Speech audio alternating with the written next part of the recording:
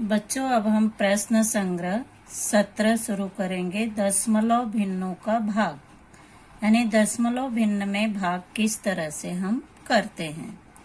इसके पहले हम भाग में गुणात्मक प्रतिलोम कर चुके हैं। तो 4.8 यानी दशमलव के दाहिनी तरफ एक अंक है, तो यहाँ पर होगा 48/10, यानी दाहिनी तरफ एक अंक है, इसलिए यहाँ पे हम 48/10 लिखेंगे। और भाग की जगह पे हम कौन सा चिन्ह लगाएंगे? गुणे का चिन्ह लगाएंगे। और जब गुणे का चिन्ह यहाँ पर लगाते हैं तो आगे वाली संख्या का गुणात्मक प्रतिलोम, यानी 2 का गुणात्मक प्रतिलोम क्या होगा? 1/2, यानी 48/10 गुणे 1/2। अब 48 को हम 2 से काटेंगे। 2 एकम 2, यहाँ पे 2 एकम 2, 2 दूनी 4 और 2 चौक 8, यानी यहाँ पे 48 को काटेंगे तो 24 आएगा। अब यहाँ पर हो गया 24/10, यानी इसका दशमलव भिन्न क्या आएगा? 2.4, यानी बटे 10 है, इसलिए दशमलव के दाहिनी तरफ केवल एक अंक होगा, 2.4। अब दूसरा प्रश्न है 17.5 भागे 5। जैसे पहला सवाल हमने किया उसी तरह से करना है। तो 175, यानी दाहिनी तरफ एक अंक है, इसलिए 175/10। और भाग की जगह पे हम गुणे का चिन्ह लगाएंगे और 5 का गुणात्मक प्रतिलोम 1/5। अब 175 को हम 5 से काटेंगे, यानी 5 एकम 5। जब यहाँ पे 175 में हम 5 से भाग देंगे, यहाँ पे भाग देकर भी हम देख सकते हैं। 175 भागे 5, 5 तिहाई 15, और 5 को नीचे लाएंगे, 5 पचे 25, यानी इसे काटने पर हमें क्या मिलेगा? 35।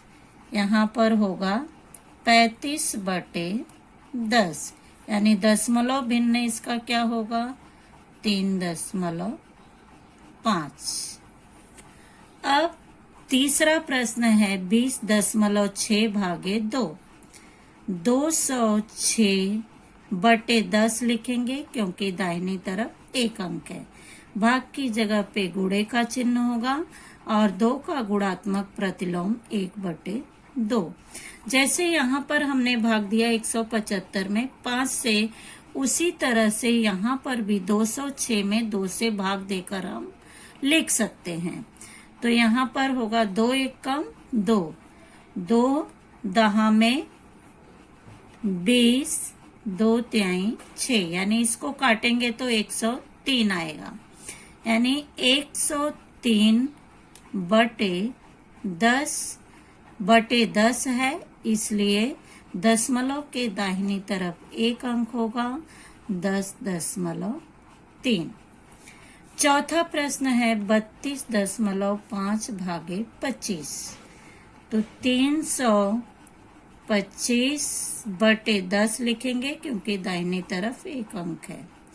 भाग की जगह पे गुणे का चिन्ह होगा और 25 का गुणात्मक प्रतिलोम 1/25। अब 325 में हम 25 से भाग देंगे तो यहाँ पर कितना आएगा? भाग देकर देखेंगे क्योंकि हम मौखिक यहाँ पे नहीं कर सकते हैं। तो 25 एकम 25, 12 में से 5 गए 7, 2 में से 2 गए 0, यहाँ पे आया 5, 25 तिया 75।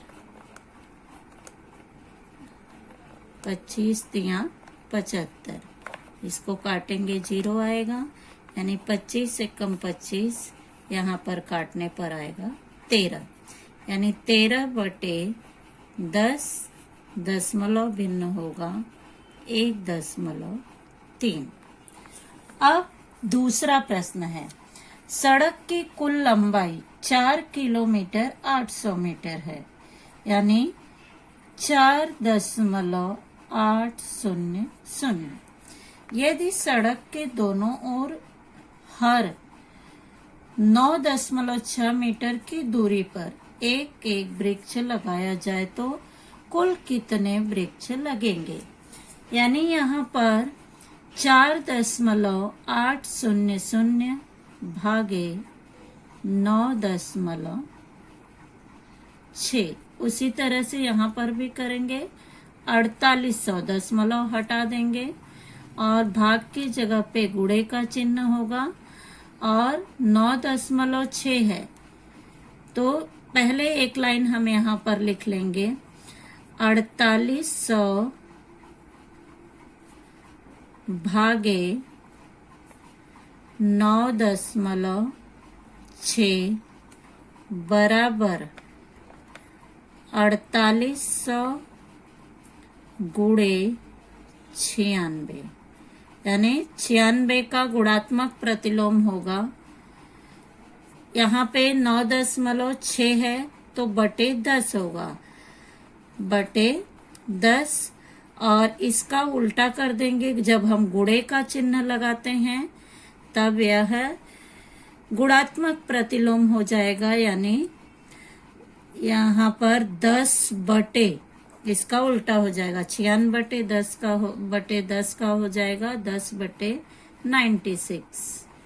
अब 4800 को हम 96 से काटेंगे तो काटने पर यहाँ पर हमें भाग देना पड़ेगा।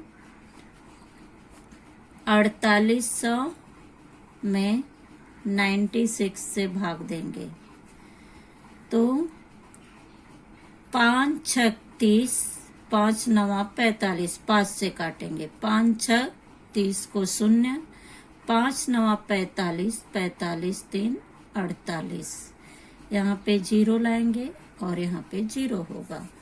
अब इसको काटने पर यहाँ पर आएगा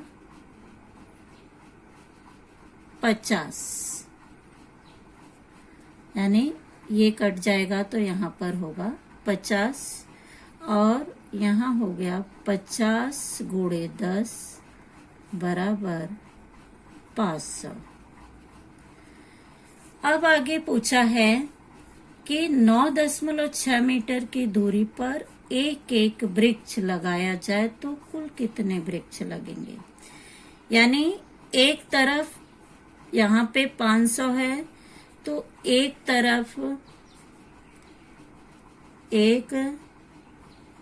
तरफ वृक्ष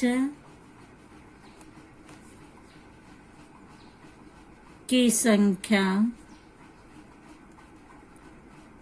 बराबर 500 धन 1, यानी 501 वृक्ष एक तरफ लगेगा। और जब हम दोनों तरफ लगाएंगे तो दोनों तरफ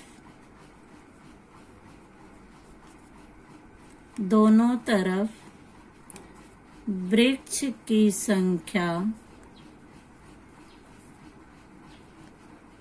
बराबर 501 धन 501 बराबर 1002 वृक्ष लगेंगे। यानी दोनों तरफ लगाने पर 1002 वृक्ष लगाने पड़ेंगे। अब बच्चों तीसरा प्रश्न है, प्रज्ञा प्रतिदिन नियमित रूप से मैदान के वृत्ताकार मार्ग पर चलने का व्यायाम करती है। यदि वह प्रतिदिन 9 चक्करों में कुल 3.825 किलोमीटर चलती है तो वह एक चक्कर में कितनी दूरी तय करती है? यानी यहाँ पर हो जाएगा 3.825 8 2 5 भागे 9। 3.895 भागे 9।